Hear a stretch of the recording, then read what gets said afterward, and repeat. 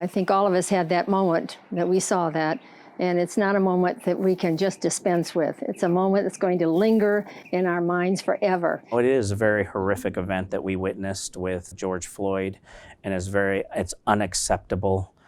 It was heartbreaking. I still think about it every day, or when I see an image or a picture.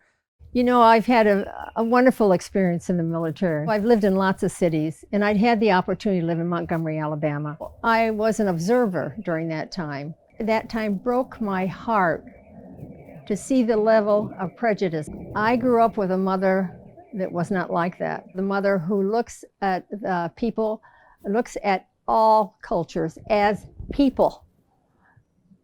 And somehow we've lost that. What we've seen in the last week is very tragic. There's nothing that I know in policing that should have happened that way. In fact, it was completely wrong in my eyes. I don't feel that George Floyd should have lost his life there. No. De-escalation should have happened immediately, and then first aid should have came right after that. This is very important that we stop going backwards, that we keep moving forward. So do you think we're moving forward? Moving forward, we need to come together as one, as a community, as a nation, and we need to focus on how we make it better. And through that, it's going to have to be through communication, through meeting with one another, and most of all, understanding one another. You know, the conversation out has been, there's been 8 statements made on sort of a mission statement coming from the public. So can you just kind of review through ours? Because I know our criteria is set up in a very similar way. The points are things like being able to de-escalate, what type of training, things like that.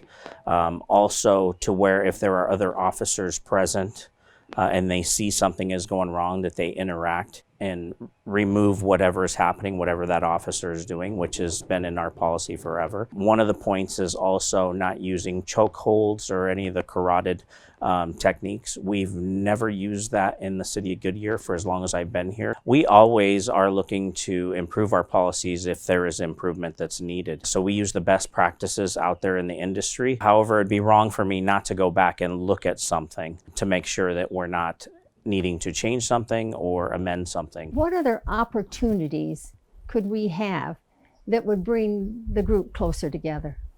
Mayor, great question. You know, we always have opportunities to make things better, right? So we will always continue to strive to make the Goodyear Police Department a better place. Our opportunities are to enhance our roundtable discussions with our community and our community leaders. So moving forward as a new chief of the police department here, one of my top priorities is to enhance that roundtable discussion. We do have a vast group of people who have lived through many times. We have the young people that are yearning for it to be right, and we have to do this for their future. Yep, we're going to do it together. Absolutely. Yes.